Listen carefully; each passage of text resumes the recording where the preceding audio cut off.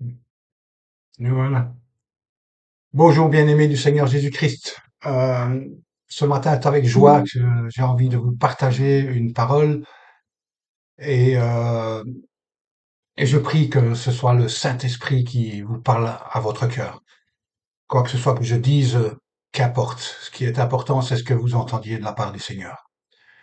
Alors ce matin, ce matin, je voulais vraiment vous partager cette parole qu'on retrouve dans l'épître de Pierre, chapitre premier. Hein, la première épître, hein, le chapitre premier, et je vais lire comme je vais lire le chapitre entier. Pour quelle raison? Ça va prendre un tout petit peu de temps, mais je vais le lire. Je pense que le tout est vraiment important. Alors Pierre commence son épître par, bien sûr, faire cette salutation, hein, et à ceux qui sont étrangers et dispersés dans le pont, la Galatie, la Cappadoce, l'Asie et la Bithynie.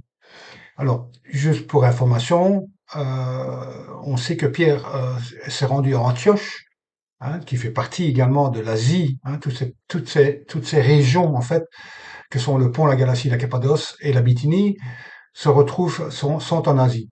Alors, pourquoi est-ce qu'il a précisé aussi l'Asie? Ben, tout simplement parce que je pense que il s'adresse généralement à tous les chrétiens d'Asie. Donc ça, c'était une première chose. Alors verset 2, il dit, et qui sont élus sur la préscience de Dieu le Père par la sanctification de l'Esprit, afin qu'ils deviennent obéissants et qu'ils participent à l'aspersion du sang de Jésus-Christ. Que la grâce et la paix vous soient multipliées. Alors, Pierre ne s'adresse pas à n'importe qui. Il s'adresse vraiment aux élus. Alors, aux élus, pourquoi va-t-on euh,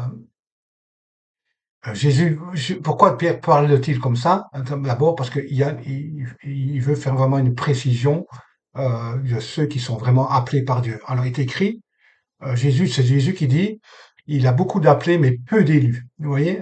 Et donc Pierre s'adresse vraiment aux personnes qui ont été élues de Dieu.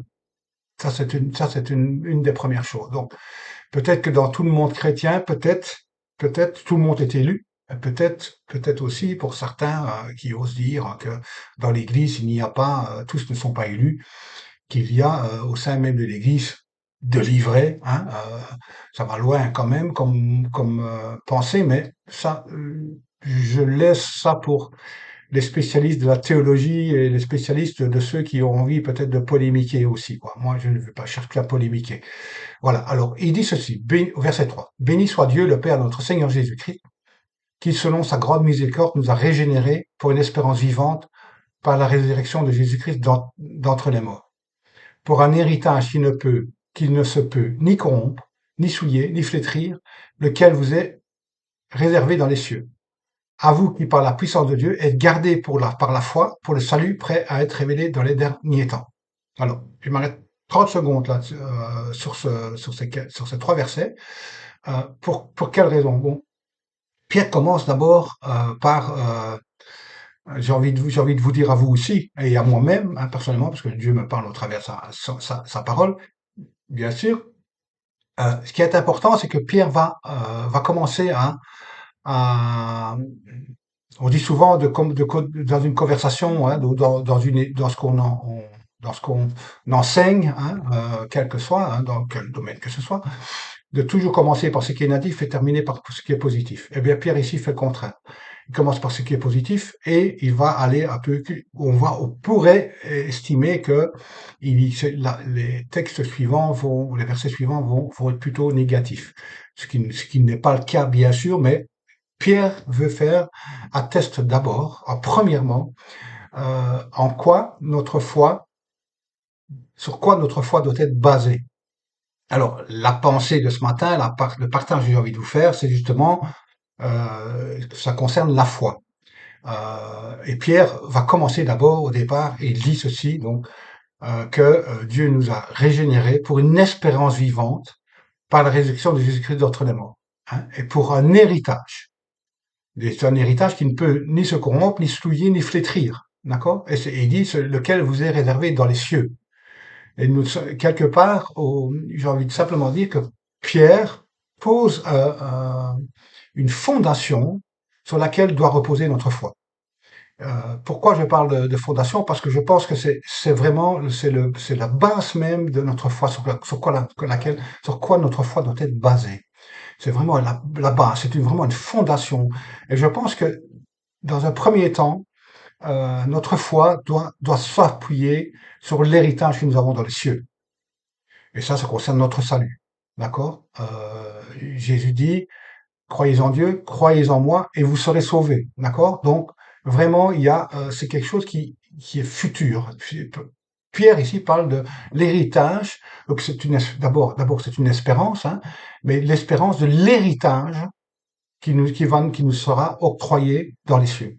Et ça concerne bien sûr le salut, mais c'est un héritage. Donc, c'est quelque chose de euh, comment et en plus ici pour les élus, c'est quelque chose que rien ne peut venir entacher.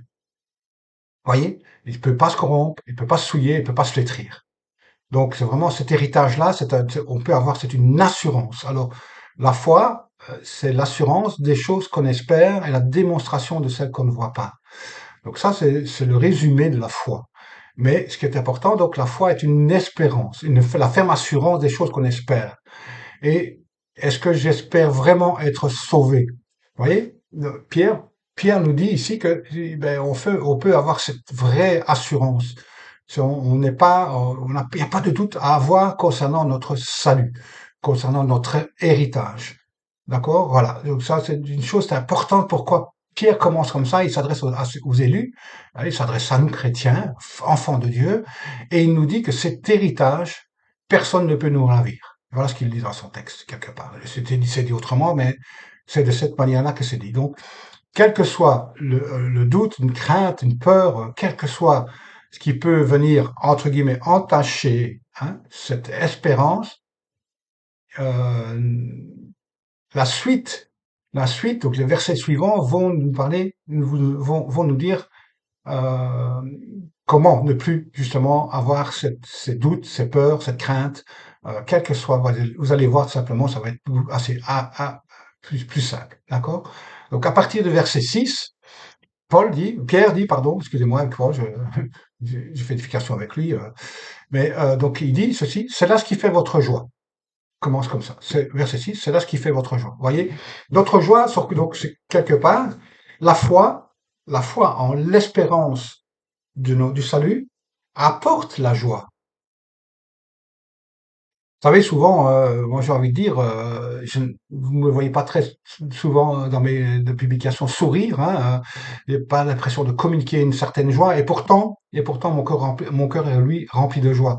Et ça ne se me remarque pas par une émotion, ça ne se remarque pas par un sentiment. Et on va y arriver tout doucement, d'accord? Alors il dit, c'est là ce qui fait votre joie, quoique maintenant, puisqu'il le faut, vous soyez attristés pour un peu de temps par diverses épreuves. Alors, ce qui est étonnant, c'est Pierre qui dit ici parce qu'il le faut. Donc les épreuves que nous subissons dans notre vie sont nécessaires, sont nécessaires. C'est c'est comme ça que ça fonctionne. Donc nous pouvons, quand nous faisons face à des épreuves, si on a tendance à repousser l'épreuve, si on a tendance à justement à s'apitoyer sur notre sort, si on a tendance à refuser l'épreuve, à ne pas vouloir la traverser tout simplement, et bien c'est un peu contraire à la volonté de Dieu. Parce qu'il dit ici, puisque le faut, c'est quelque chose qui est nécessaire.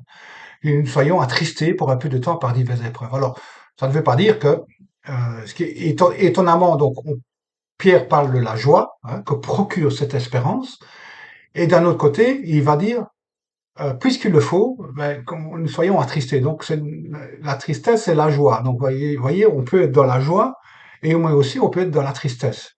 Ce n'est pas parce que nous avons la ferme assurance de notre salut que nous ne pouvons pas être attristés. Et Pierre dit ici parce qu'il le faut.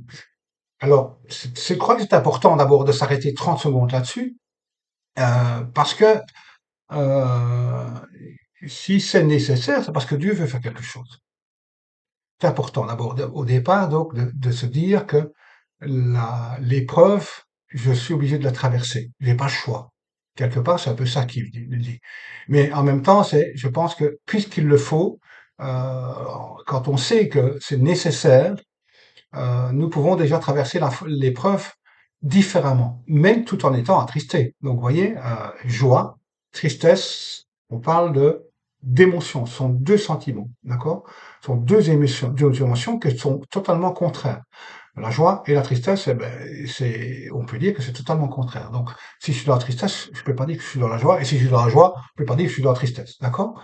Voilà. Alors, pourquoi Pierre il dit ceci, donc, afin que l'épreuve de votre foi, verset 7, hein, plus précieuse que l'or périssable, qui cependant est éprouvé par le feu, entre guillemets dans le texte, ait pour résultat la louange, la gloire et l'honneur lorsque Jésus-Christ apparaîtra.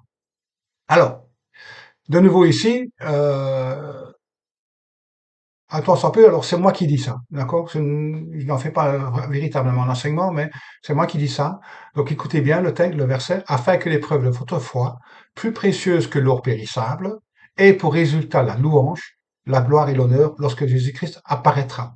Alors, on pourrait dire que une fois que notre foi est purifiée, est éprouvée, hein, euh, elle aura pour but de rendre gloire, de rendre l'honneur et la louange à quand Jésus apparaîtra. Ça, c'est pour de glorifier, honorer et louer le Seigneur Jésus-Christ. Moi, je crois que ce texte, c'est pour ça que je dis que c'est moi qui dis ça, moi, je crois que ce texte, il dit que justement, c'est si notre foi est éprouvée et purifiée et que nous paraissions devant lui totalement irrépréhensibles, nous allons recevoir de l'honneur, de la gloire et de la louange de la part du Seigneur, de la part de Dieu. Ça, c'est moi qui dis ça. Donc, c'est pour ça que je vous ai dit, je n'en fais pas d'enseignement. Mais je crois personnellement que quand on voit ce que nous sommes, même si nous sommes pécheurs, hein, ce que nous sommes aux yeux de Dieu, je n'en parle pas dans cette vidéo, mais ce que nous sommes aux yeux de Dieu, je crois réellement que nous sommes comme un trésor entre ses mains. Et donc, je crois que si nous arrivons, parvenons à ressembler à ce trésor, d'accord? Justement parce que notre foi sera éprouvée et purifiée, je crois que le Seigneur va vraiment enfin, le Seigneur va nous louer. Ça, pour moi, c'est important. Parce que je crois que l'être humain, Dieu n'a pas créé la terre et les êtres humains, hein, et l'humanité, juste parce qu'il en avait envie, juste parce qu'il s'ennuyait, hein. Non, je crois pas. C'est quelque chose que Dieu c'est la création complète, c'est quelque chose qui est sorti du cœur de Dieu. Donc, nous sommes même nous-mêmes sortis du cœur de Dieu. D'accord? C'est important. Alors, il est écrit après au verset 8, lui que vous aimez sans l'avoir vu, en qui vous croyez sans le voir encore, voyez, vous réjouissant d'une joie ineffable et glorieuse, parce que vous obtiendrez le salut de vos âmes pour prix de votre foi. Vous voyez la nécessité d'être éprouvé afin que notre foi soit, donc il est écrit, hein, donc afin que l'épreuve de votre foi, plus précieuse que le soit, et pour résultat, là, ok, donc alors, et il dit juste avant, pardon, vous soyez attristés pour un peu de temps par diverses épreuves, ok. Euh, le salut de nos âmes, il est au prix de notre foi. Et simplement, je voulais m'arrêter justement surtout sur le fait que nous sommes éprouvés. Alors, pourquoi nous sommes éprouvés? Ben, je l'ai dit, parce qu'il le faut, tout simplement, quelles que soient les preuves qu'on traverse, hein, chacun traverse des épreuves différentes, ça peut être des épreuves familiales, ça peut être des épreuves de couple, ça peut être des épreuves professionnelles, ça peut être aussi des épreuves parce qu'on annonce l'évangile, on nous humilie, on nous raille, euh, voilà, quelles que soient les épreuves qu'on traverse, chacun va traverser des épreuves différentes, hein, qu'importe, c'est nécessaire. Mais par contre, j'aurais vraiment envie nous allons prendre un autre texte qui un petit peu correspond à celui-là, à cela. Voilà. Alors je l'ai Marc 7, la partie, voilà. Marc 7, et ce sera à partir du verset 14 à 23. Alors, vous allez me dire, qu'est-ce que ce passage a à voir avec la purification de notre foi? Mais vous allez voir pourquoi. Pourquoi je dis ça? Tout simplement parce que il nous a dit que la foi vient du cœur. La foi vient du cœur. Alors, si notre foi vient de notre cœur, j'ai envie de dire, ce qui est étonnant, d'abord, voilà, je voulais m'arrêter là-dessus, Dieu nous a donné, c'est Dieu qui nous a donné la foi. Et la foi que Dieu nous a donnée, elle est pure. Et pourtant, elle doit être purifiée. C'est bizarre, vous voyez. Pourquoi purifier?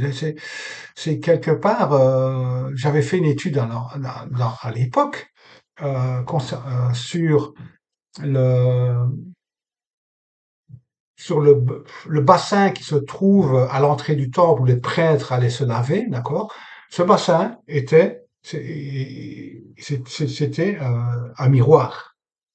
Donc, quand l'eau était, bien sûr, se lavait avec de l'eau, hein, mais quand le prêtre se lavait, il se voyait dans le miroir. Il se voyait dans le bassin. Et donc, c'était quelque chose qui reflète l'homme. D'où cette nécessité de se laver. D'accord? Ben, la foi, elle a besoin d'être lavée. Non pas qu'elle est sale, mais elle est mélangée avec justement tout ce qui est dans notre cœur.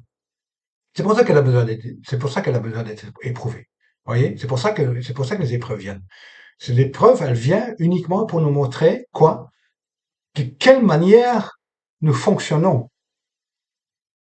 Ben, vous savez, moi, j'ai rencontré beaucoup de gens, vous savez, alors, qu'importe le niveau de foi de la personne, mais j'ai rencontré beaucoup de personnes dans mon entourage, lorsqu'ils étaient prouvés, ben, soit c'était des pleurs, soit c'était des doutes, soit c'était de la peur, soit c'était du rejet carrément, hein, ça pouvait aller jusqu'à. Et si on prend la peine, tant soit peu, de se pencher un tout petit peu sur ces actions, sur ces phénomènes qui se produisent en chacun quand on est dans l'épreuve, ça démontre bien des attitudes émotionnelles. Donc ça démontre bien des attitudes de cœur. Le doute, la peur, le rejet, euh, la crainte, mettez toutes les émotions qui vous traversent quand vous êtes éprouvé. Tout ça, ce sont bien des sentiments, ce sont bien des émotions, d'accord? Donc, c'est important. Et pourquoi j'ai envie de parler de... Ah oui, pardon, excusez-moi, j'allais oublier. Lorsque le prêtre donc se lavait, alors il faut savoir que quand on éprouve de l'or, hein, donc on le fait brûler hein, jusqu'à ce qu'il fonde, hein, et on vient enlever toutes les impuretés au-dessus. D'accord? Voilà, on va mettre ça de côté. Et puis alors, on sort bien sûr l'or pur dehors. Et vous savez que dans l'Ancien Testament, les impuretés étaient utilisées pour faire du savon. Alors, je dois reprendre cette étude, je n'ai plus pleinement connaissance en la matière, comment ils fabriquaient ce savon, mais il est important que le savon était fabriqué avec justement les impuretés, avec le feu en lui-même, hein, d'accord? C'est une notion, peut-être que je n'ai pas envie de euh, amener de la confusion, mais ça, c'était important parce que ça permettait justement le savon, c'est fait pour laver, voyez. Et donc, en réalité, l'épreuve de notre foi, c'est pour laver notre cœur. C'est pas pour laver notre foi, là, comme je l'ai dit, la foi, c'est quelque chose que Dieu donne, c'est quelque chose qui est pur.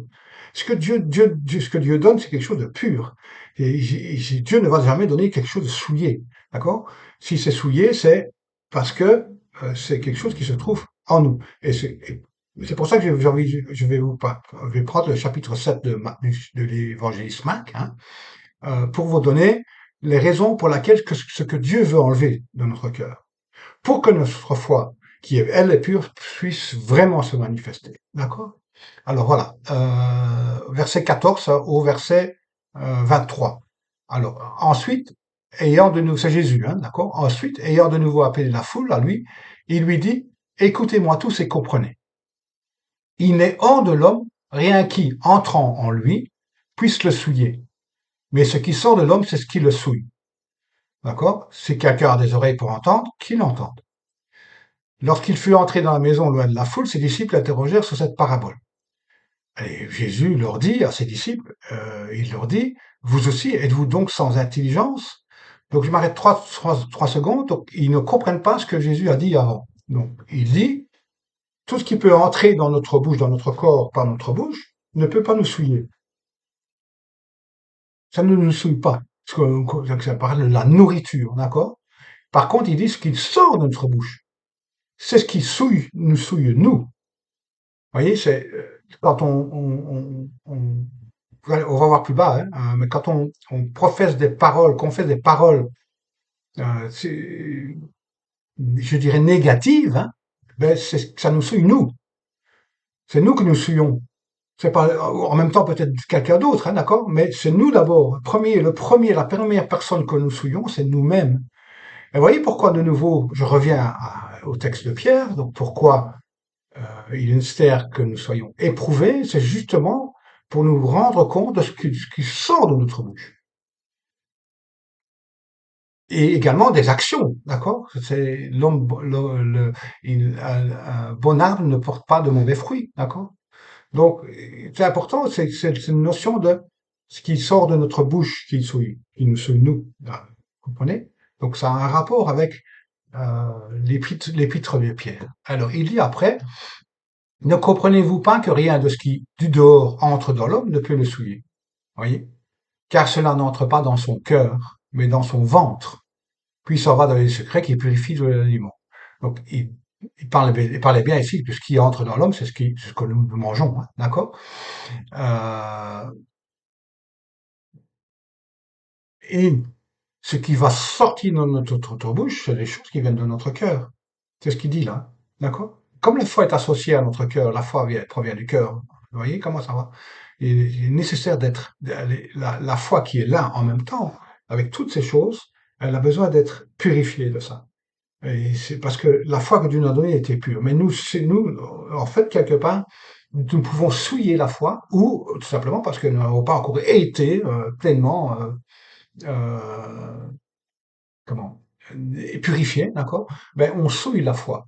Quelque part, on la souille, d'accord? Alors, il dit encore, ce qui sort de l'homme, c'est ce qui souille l'homme. Voilà.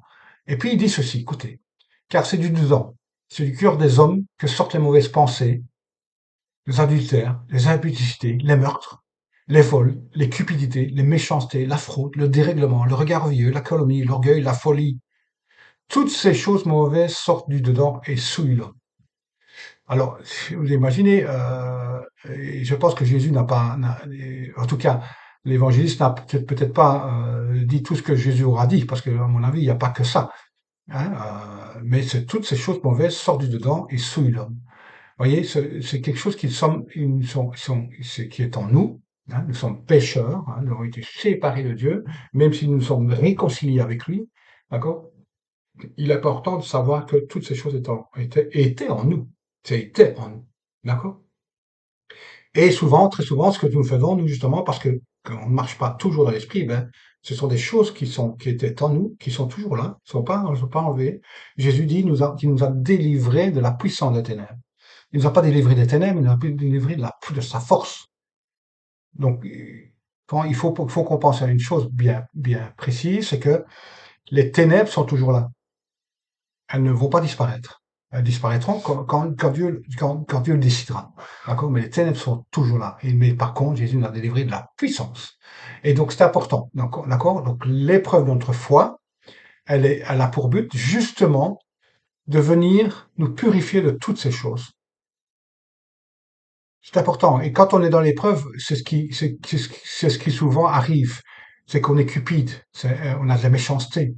La fraude, si vous voulez, attendez, je vais un petit peu aller un peu plus loin. Voilà, hop. Alors, la fraude, c'est d'avoir l'habilité de tromper, hein, d'avoir des astuces. Vous voyez comment ça va? Donc, c'est souvent, quand on est dans l'épreuve, c'est à ce moment-là qu'on va être justement, ces émotions, ces sentiments, ces désirs, ces pensées hein, vont justement venir. D'accord? Alors, le texte dit dans l'origine du mot aussi, ça, c'est appâter, attraper avec un appât, amorcer, hein, et métaphoriquement, c'est séduire, attirer et tromper. Voyez que il y a quand même dans le contexte ici, donc, allez, le texte ne veut pas revenir. Ah, voilà, le revoilà. D'accord? Donc, et voilà, le dérèglement, le regard vieux, hein, même quand on est à l'épreuve et qu'on a des problèmes, machin, et qu'on voit des autres où tout la vie de leur vie, ça se passe bien, tout va fonctionne bien, machin, ben, on peut avoir aussi ce regard vieux, justement. Alors, la calomnie, hein, souvent, donc, voyez comment ça va, l'orgueil, la folie. Alors, ce que je voulais vous dire, c'est que pour ne pas m'attarder pour rien et dire des choses qui n'ont rien à voir. J'ai simplement envie de vous dire que la manière dont Dieu nous, é- nous éprouve, c'est justement pour faire ressortir toutes ces choses. C'est important. Et toutes ces choses se trouvent dans notre cœur. Vous voyez. Et la foi, elle est mélangée avec ça. Et Dieu veut vraiment que nous ne soyons plus, euh, comment dire, influencés, voilà, pardon, que nous ne soyons plus influencés par ces choses-là, mais par les paroles de l'Esprit. C'est important. Donc, c'est pour ça que je dis quelque part, je disais à mon époux ce matin, elle me disait, dimanche, nous allons aller au culte et le pasteur avait repris ce texte de l'Apocalypse chapitre 3 où Jésus dit, voici, je me tiens à la porte, hein, et je frappe. Hein, celui qui m'ouvre, j'entre chez lui et je souperai avec lui et lui avec moi. Alors, c'est étrange comme parole. Pourquoi je vous partage ça? Tout simplement parce que, justement, dans l'épreuve, pourquoi je vous l'ai dit, pouvons avoir tous ces genres de réactions, d'accord? Mais nous pouvons aussi être influencés par la pensée de l'esprit. Et ce que le pasteur a oublié de dire dimanche, et ce que généralement j'entends dans les prédications, que ce soit quand je vais dans un culte ou même dans des enseignements comme ça, j'entends souvent, on oublie toujours une toute petite partie du texte, parce que Jésus dit, et si quelqu'un entend ma voix et m'ouvre. Et donc c'est important, j'ai envie de vous dire que quand nous sommes dans l'épreuve, c'est important d'entendre la voix du Seigneur. Je vais vous dire quelque chose qui n'a rien à voir avec la pensée de la purification de la foi, hein, mais c'est très important. Plus nous connaissons la parole de Dieu, plus nous connaissons Dieu, plus nous pouvons être influencés par l'Esprit de Dieu. Vous savez, dans une relation quelconque, hein, et avec Dieu, c'est la même chose. Hein, ça ne change rien, ça ne change rien du tout quand vous êtes en relation avec quelqu'un.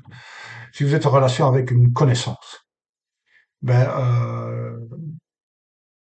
vous n'allez pas laisser pleinement cette connaissance vous connaître pleinement. Quand vous êtes en relation avec un ami, vous allez avoir une relation différente. Vous allez être beaucoup plus, l'ami en question est censé vous connaître. D'accord? Et je vais aller un peu plus loin quand vous êtes en relation avec une femme ou avec un homme, hein, pour une femme. Donc, vous êtes en relation ou que vous êtes marié. euh, la personne qui va mieux vous connaître, c'est votre épouse ou votre mari. Donc, il y a vraiment, on pourrait dire que ces relations sont différentes. Et j'ai envie de vous dire que si vous êtes unis au Christ, vous êtes marié à Christ, on est censé le connaître. Alors, c'est pour ça que je dis, plus nous connaissons le Seigneur, plus nous connaissons sa parole aussi, bien sûr, parce que c'est important, plus nous pouvons être influencés par l'Esprit. Voilà, cette notion de connaissance, Paul nous dit, lui, de renouveler l'esprit de notre intelligence. D'accord? Eh ben, ça démontre bien qu'il y a une connaissance à avoir, d'abord, même si elle est intellectuelle, qui importe, hein, et puis, que c'est une connaissance, comme je disais la dernière fois, qui puisse descendre dans notre cœur. Et si cette connaissance descend dans notre cœur, nous avons le choix de nous laisser influencer, soit par nos émotions personnelles, des émotions charnelles, ou soit par les émotions de l'esprit. Deux choses différentes, totalement différentes, et l'un et l'autre ne vont pas ensemble. D'accord? Je ne vais pas vous citer plein de textes, mais c'est comme ça. Donc il n'y a rien de commun entre les ténèbres et la lumière. Vous voyez? Donc c'est important de connaître, plus nous connaissons la lumière, plus nous décidons, nous choisissons de nous laisser influencer par la lumière, moins ces choses vont se manifester.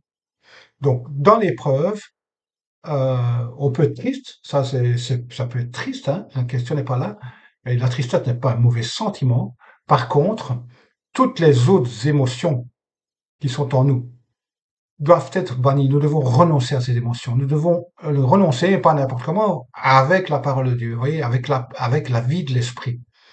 Cette notion, c'est important pour nous de vivre selon la vie de l'esprit. Paul s'adresse aux Galates, hein, si vous vivez par l'esprit, marchez aussi par l'esprit. Vous voyez, cette notion de, il y a contexte, nous pouvons dire que nous sommes nés de nouveau, mais si je ne marche pas par l'esprit, donc c'est-à-dire que je n'ai pas une vie qui est conforme à celle de l'esprit, ben je ne marche pas en fait, hein, d'accord? Je peux vivre par l'esprit, mais je 100% marcher. Voilà, et c'est important. Donc l'épreuve de notre foi a pour but de justement de venir pour que notre foi s'appuie d'abord sur l'espérance, hein, de l'héritage, hein, de l'espérance du salut, et puis bien sûr sur base de tout ce que Dieu nous dit. Et c'est ainsi que notre foi sera purifiée. C'est important, chacun de nous. J'ai envie de vous dire, et je terminerai par ça, de s'examiner soi-même. Pourquoi? Ben, tout simplement, justement, parce que quand tout va bien, c'est très facile, hein, on n'a pas spécialement de mauvaises pensées quand tout va bien, hein. Mais quand quelque chose ne va pas bien, là commencent les mauvaises pensées, là commencent les cupidités, les vols, les méchancetés, la fraude, le dérèglement, le regard vieux, la calomnie, l'orgueil, la folie, les adultères, les impudicités, les meurtres. Vous voyez, ça peut aller jusqu'au meurtre, hein, d'accord? Mais ce qui est important, c'est que quand nous sommes éprouvés, quand vous êtes éprouvés, quelles sont les émotions qui vous traversent? Alors, si c'est juste uniquement de la tristesse, ben ça, il faut laisser passer l'épreuve et ça va aller. Mais, de quoi est mélangé notre cœur? L'épreuve, elle va manifester l'état de notre cœur. Nos réactions, en tout cas, sont la preuve des manifestations qu'il y a dans notre cœur. Et c'est pour ça que j'ai envie de m'arrêter là-dessus 30 secondes, et après je vous laisserai, c'est que chacun puisse s'examiner, se pencher et si de telles choses sont encore, parce que je vous l'ai dit, hein, Jésus a cité les choses, mais on pourrait ajouter, comme j'ai dit, la peur, le doute, la crainte, tout ça, Jésus n'en parle pas là, mais ça fait partie de nous, ça. C'est des choses le doute est le contraire de la foi, donc c'est très facile de douter, en fait, hein, justement. Donc, ce qui est important, c'est que nous puissions vraiment nous examiner, de reconnaître parfois les réactions que nous avons, et surtout que lorsqu'il y a des réactions qui sont contraires à celles de l'Esprit de Dieu, n'oubliez pas que le fruit de l'Esprit, c'est la bonté, la foi, la patience, la bénignité, la maîtrise de soi. Hein, donc, si vous regardez, voilà le fruit de l'Esprit, et on parle pas de fruits de la chair, on parle des œuvres de la chair, d'accord? C'est important de se regarder quelles sont les œuvres qui sortent de nous.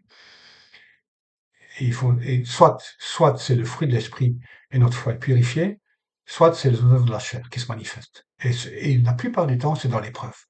En tout cas, dans l'épreuve, ça peut tout simplement être en conflit avec quelqu'un, tout simplement. Et ça aussi, on peut appeler ça une épreuve. Hein. Et je suis en conflit avec quelqu'un et comment je réagis. Voilà. Et ce qui est important, c'est de pouvoir s'examiner soi-même et surtout, de se repentir si c'est une œuvre de la chair qui se manifeste. Simplement. Alors voilà, je vous laisse. Juste pour vous donner une espérance en plus du salut, c'est si vous voulez savoir d'abord pourquoi l'épreuve est nécessaire, ben, je viens de vous le dire, hein, pour manifester ce qui va sortira de notre corps, hein, ce qui sortira de notre bouche, et pour bien justement pour se rendre compte. Le but, le but de l'épreuve, c'est pour se rendre compte de comment nous fonctionnons. Et alors, comme je l'ai dit, plus nous fonctionnons sur base du fruit de l'esprit, plus notre foi se purifie. Mais si nous laissons les œuvres de la chair se manifester en nous, plus longtemps, les épreuves dureront afin que notre foi soit établie. Pierre va terminer d'ailleurs son épître, hein, au chapitre 5. Attendez, je vais pas me ramener, donc je vais la chercher comme ça. 1 Pierre chapitre 5, hein. Hop, voilà. Et alors, il va dire, voilà, voilà. Au verset 10, hein, chapitre 5, verset 10, hein, de son premier épître. Le Dieu de toute grâce qui vous a appelé en Jésus-Christ à sa gloire éternelle, après que vous aurez souffert un peu de temps, donc on revient au but de l'épreuve. Il dit, après que vous aurez souffert un peu de temps, vous perfectionnera lui-même, vous affermira, vous fortifiera, vous rendra inébranlable. Vous voyez comment ça va? Cette notion de pourquoi l'épreuve, elle est nécessaire. Mais il dit juste après, avant, comment traverser l'épreuve. Donc, humiliez-vous donc sous la puissante main de Dieu, afin qu'il vous élève au temps convenable. Et déchargez-vous sur lui de tous vos soucis, car lui-même prend soin de vous. Vous voyez? Car lui-même prend soin de vous. Donc, quand on traverse une épreuve, même quelles que soient nos réactions, nous devons penser à ça. D'abord, d'abord, il nous prend soin de nous. Et j'ai envie de vous dire, Pierre l'écrit de cette manière-là. Moi, j'aurais été Pierre, j'aurais écrit autrement. Et j'aurais écrit,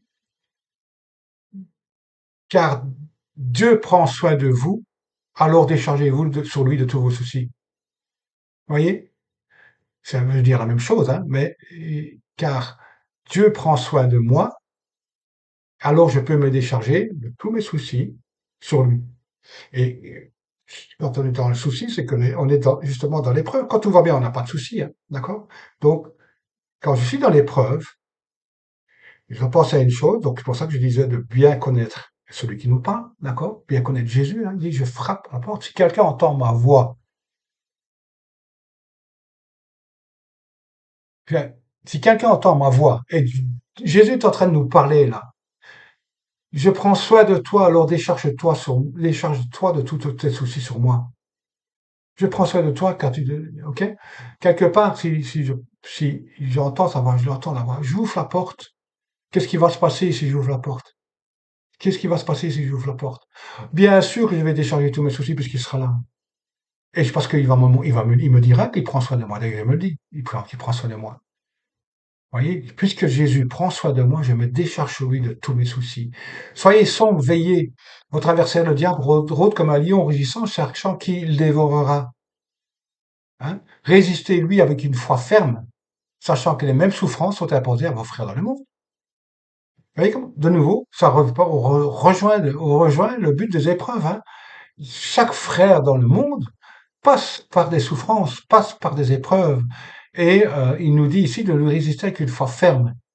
J'ai envie de vous dire que si notre foi, Dieu nous l'a donné, hein, et c'est une foi qui est pure, hein, d'accord? La foi, elle est ferme en nous, d'accord? Et comme je dis, je vais pas me répéter, elle se mélange à plein de choses, d'accord? Elle est mélangée à plein de choses. Donc, les épreuves ont pour but de nous purifier de tout ça, nous purifier des œuvres de la chair, en fait, hein, et afin de manifester les fruits de l'esprit. Mais le fruit de l'esprit, il est attaché à cette foi. Alors, donc, je résiste au diable avec une foi ferme, parce que parce que je me débarrasse d'abord de tous mes soucis sur Jésus, hein, d'accord? Parce que je sais qu'il prend soin de moi. Jésus, Seigneur, Jésus, tu prends soin de moi. Alors merci, Seigneur, parce que je te donne tous ces soucis, je te donne tout, je te donne cette épreuve, je te donne cette souffrance. Vous voyez comment ça va? Faites-le, s'il vous plaît. Alors, Dieu de toute grâce, qui vous a appelé en Jésus-Christ sa gloire éternelle, après que vous aurez souffert un peu de temps, vous perfectionnera lui-même, vous affermira, vous fortifiera, vous rendra inébranlable. Voilà, cette notion et au travers dans les épreuves, il nous arrivera, c'est pas moi qui dis, c'est Dieu lui-même qui le fait, hein, d'accord? C'est lui qui le dit. Après qu'on a souffert un peu de temps, il dit un peu de temps. Vous voyez comment ça va? Donc, on ne comprend pas pourquoi ça doit durer toute une vie. Pour comprendre que notre foi doit être purifiée, c'est pas le but, hein, ça va un peu de temps. Mais il va nous perfectionner, il nous affermit, il nous fortifiera et il nous rendra inébranlables. Frères et sœurs, ce matin, vraiment, c'est mon désir, c'est ma prière pour vous. Je n'ai pas à douter de cela. Dieu vous perfectionnera, il vous rendra inébranlable, il va vous affermir et vous fortifier. Alors, frères et sœurs, ce matin, je vous bénis et je bénis notre Seigneur de ce qu'il accomplit sa parole dans vos vies, et dans vos cœurs, principalement dans vos cœurs. Amen.